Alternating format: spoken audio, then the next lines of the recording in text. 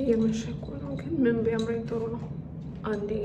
አንዴ ሰው በጣም ብዙ ጊዜ ጋግር ያለው ቤቴ እና በኒትሮ የሚሰራ ቸኮሌት ኬክ አለ ነው እሱ አምረኝ መልገዛ እየሄድኩ ነው ማለት የሚሰራበትን ኢንግሪዲየንት። አሁን የሄድኩበት ስቶር አላገኘሁኝም እና ለመቅረጥ ስላልተመቸኝ ነው ያልቀረጽኩላችሁ።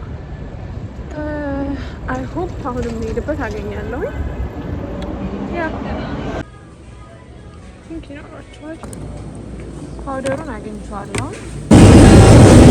ወዛችን ያገኘን በተያለ ከቫኒላ ነው